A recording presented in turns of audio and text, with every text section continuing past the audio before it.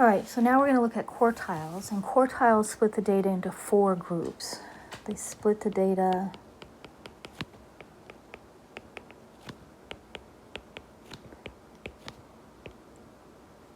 four groups. So we separate this into by quartile 1, quartile 2, and quartile 3. So quartile 1 is the 25th percentile. Quartile 2 is the 50th percentile. And quartile 3 is the 75th percentile. Now, it turns out the 50th percentile is the same as the median. And when we look for the quartile 1 and quartile 3, it turns out that this is the median of the lower half of the data.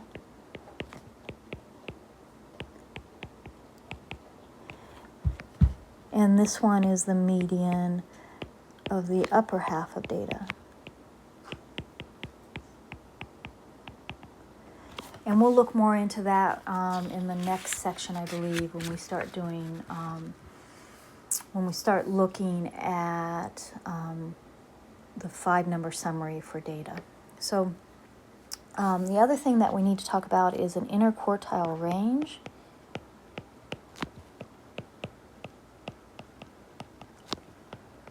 And the interquartile range is Q3 minus Q1. And so what we want to do is use this information, and we'll talk about the interquartile range here in a second, and we're going to check for outliers. And so an outlier is an extremely high or extremely low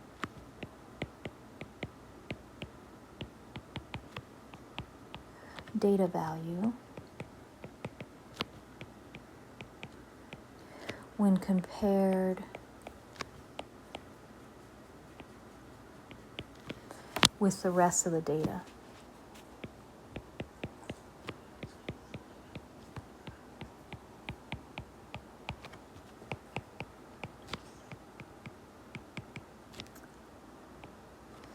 Okay, and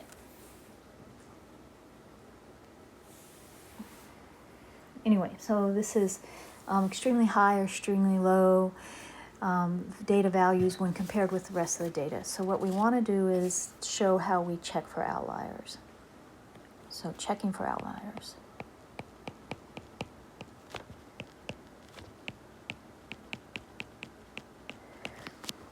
And this is in your book on page 66. We're going to go over it here. So the first thing that we want to do is put data in order and find the first quartile and the third quartile. And we might as well find the second also. So the first thing we do is we put data in order, find Q1, Q2, and Q3. Okay. The second thing we do is we find the inner quartile range. And that's I, Q, R. And remember, that's Q3 minus Q1. Third thing we do is we multiply that inner quartile range by 1.5, 1.5. Because that's going to help us determine how far too far is. Okay, so the fourth thing is figuring out these limits about when it's too big or too small. So we're going to calculate the lower limit, and that's Q1 minus Q1 minus this inner quartile range times 1.5. And then the upper limit is going to be Q3 plus this inner quartile range times 1.5. Right. And so the outliers, so we're determining the outliers now. If data is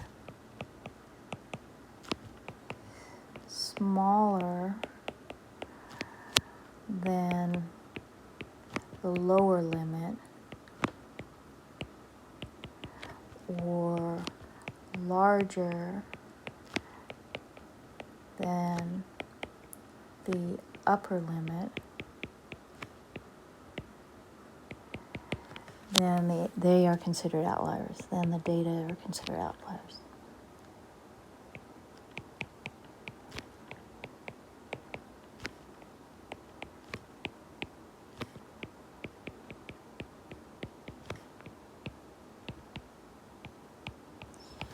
Okay, so we're going to do an example with this, doing each step. We're going to try to determine if there's any outliers in the sets that are given. So I've got two examples. The first example, we'll come back to these directions. The first example is the data set that consists of these numbers: 16, 18, 22, 19, 3, 21, 17, and 20. So the first step in any of these things is order the data from largest to smallest. Smallest to largest, sorry. Order data smallest to largest.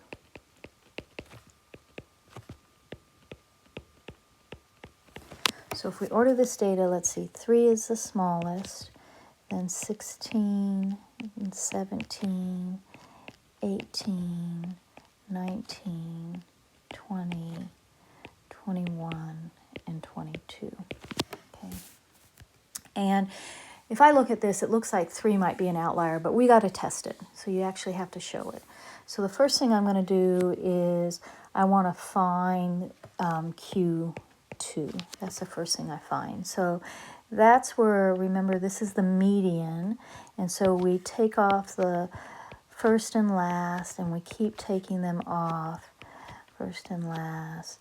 And then notice that I have 2 middle terms. So if I have 2 middle terms, Q2 is going to be the average of those 2 middle terms. So that's Q2. Now here's how we find the, sorry guys, this is how we find the Q1 and Q3. So if you have an average value for your middle term, something that lies in between these 2 middle terms, then the left half of the data is your lower data, and the right half of the data is your upper data, and that includes the terms you used to help find that average. Okay, so if we look at our Q, we want to find Q1 now. Q1 is the median of the lower data, and that lower data are the data points 3, 16, 17, and 18. So if we found the median of this, it's just like what we were doing before. Knock off the highest and the lowest value, and then we have 2 middle values. Because we have 2 middle values, we have to average that. So that's adding the 2 together and dividing by 2. And we get a Q1 of 16.5. Now we also have to find a Q3, and Q3 is the median of the upper data. And the upper data are the values 19, 20, 21, and 22. So again, knock off the outside data. whatever you have left in the middle. If it's 2 points, then you average it. If it's 1 point, you just grab that 1 point. So this Q3 is the average of 20 plus 21 divided by 2, so this is 20.5. All right, so now we have, I'm going to write them over here for us. Q1 is 16.5, Q2 is, I wrote that wrong, 18.5, and Q3 is 20.5. All right, so the next step, we found Q1, Q2, Q3, and that if we look up here, we put the data in order and we found Q1, Q2, Q3. So we found the first step. So the next thing that we have to do is we have to find the inner quartile range. So that's Q3 minus Q1. So that's 20.5 minus 16.5. And that gives us a value of 4. Okay, so that's our inner quartile range. So that's step 2, much easier step. So we found our inner quartile range. Step 3 is multiply the inner quartile range by 1.5. So we're going to go inner quartile range times 1.5. So that's 4 times 1.5. And this should give us, I believe it's 6. Let's try 4 times 1.5 is 6. So that's the number, okay, that we're going to use to subtract from Q1 and add to Q3. So that's step 4. So our lower limit is Q1 minus the inner quartile range times 1.5.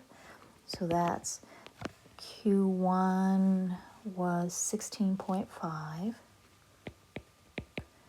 minus this 6 that we found. So that gives us 10.5. And the upper limit is Q3 plus the inner quartile range times 1.5. So that would be, the upper quartile is 20.5 plus 6. So we get 26.5. Now we ask the question, are there any data points that are considered outliers? So let me grab our data set again. So here's our data set. It's kind of a mess, but I can still see it. Okay, let me see if I can clean it up just a little bit. Okay, so there's our data set. And if there's any data points that lie below the 10.5, so there's 1, or above the 26.5, there aren't any, then any of those data points that lie below or above are going to be outliers. So we do have an outlier, and the outlier is the number 3. Okay, so that's how we did that one. Now we're going to do another problem that has a different way that finds the median in the different method. Okay. So the next problem that we have is the same thing. We want to determine if there's any outliers, and we're going to use the data set 321, 343, 350, 327, and 200. So the first thing is put it in order from smallest to largest. So 200 is our smallest. 321 is our next one. 327 is our next one. 343 and 350. Okay, so there's our data set. There are 1, 2, 3, 4, 5 data points. All right, so the first thing that we need to do is find our Q2. I know that's weird that we find Q2 before we find Q1, but that's what we got to do. So we knock off the outside points, the next outside point, and there's 1 point in the middle. So that single point in the middle is our Q2. Okay, And then once we have that, we have to find our Q1. So Q1 is going to be the median of the lower portion. And if we use this number for Q2, the lower portion is just the remaining term. So if there is a middle number and you use that as your median, then the lower portion doesn't include that middle number. Now the difference is up here when we did the median, the median was the average between two middle numbers. Those numbers that you use for the average do become part of the lower and the upper. But if we just use the median as that middle number, we don't use it as part of the lower and upper. So what I'm trying to say here is that when we talk about the median of the lower in this case, the two lower numbers are 200 and 321 only. Now there's only two of them, so we find the average of those numbers.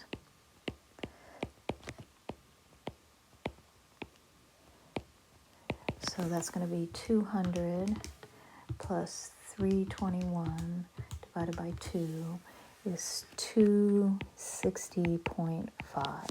Okay, so that's Q1. Q3 is the median of the upper data set.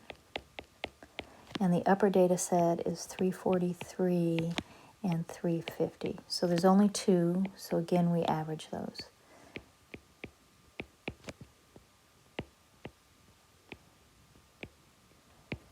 So 343 plus 350 divided by 2 is 346.5. So let's write our Q1, Q2 through 3 down. So Q1 is 260.5. Q2 is 327. And Q3 is 346.5. Now our next step is to find the interquartile range. And remember that's Q3 minus Q1. So that's 346.5 minus 260.5. So 346.5 minus 260.5 is going to give us 86. So our interquartile range is 86. The next step is to take that interquartile range and multiply it by 1.5 so that we can get the right amount to add and subtract to the quartiles. So that's times 1.5 equals 129. All right, now we're going to find the lower limit and the upper limit. So lower limit is Q1 minus the interquartile range times 1.5. So that's 260.5 minus this 129. And that gives us 131.5. And then the upper one is Q3 plus the interquartile range times 1.5. So that's 346.5 plus 129. And that's 475.5. Now we look at our data. So let me go grab our data.